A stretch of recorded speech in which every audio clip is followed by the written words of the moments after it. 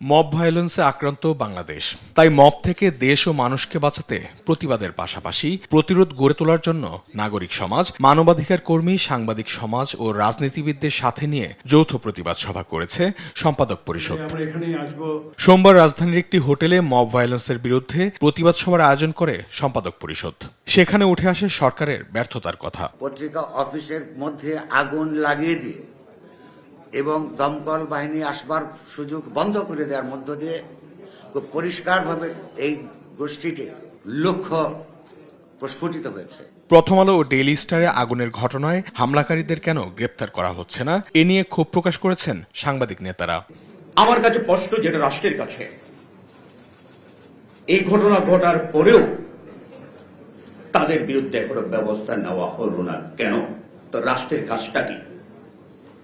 রোজকার সাধারণ খাবার এখন হবে অসাধারণ। প্রাণ স্বাদের মশলা, স্বাদ বাড়ায়, ঘ্রাণ ছড়ায়। এই সরকারি কাজটা কি?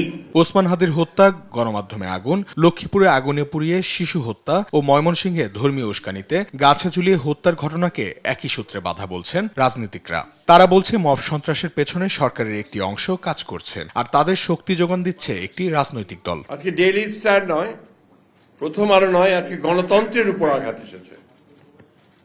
আমার স্বাধীনভাবে চিন্তা করার যে অধিকার, আমার কথা বলার যে অধিকার, তারপরে আবার আঘাত এসেছে। জুলাই যুদ্ধের উপর আঘাত এসেছে, কারণ জুলাই যুদ্ধ ছিল এদেশের মানুষের অধিকার প্রতিষ্ঠার যুদ্ধ। আজকে সেই জায়গায় আঘাত এসেছে। আমরা অনেক কিছু বলেছি, গণ অভ্যুত্থান, বিপ্লব পরবর্তী পরিস্থিতিতে দেশে অনেক কিছু হয়, পুলিশ নাই, মানুষের অনেক ক্ষোভ, 16 বছরের পুনর্জীবিত ক্ষোভ। কিন্তু 1.5 বছর পার হয়ে গিয়েছে, এখন যেটা হচ্ছে এটা সম্পূর্ণভাবে পরিকল্পিত অপরাধ হচ্ছে, এবং এটা পুরো দেশের রাজনীতি, নির্বাচন, সেটাকে একদিকে নিয়ে যাওয়ার জন্য এই পরিকল্পনা।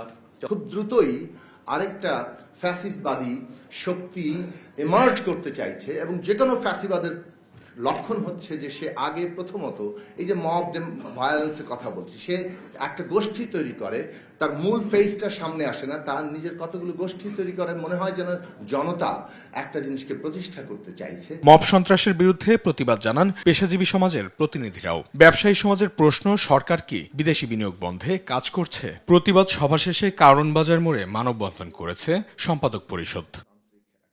অঙ্কন চৌধুরী, দেশ টিভি, ঢাকা।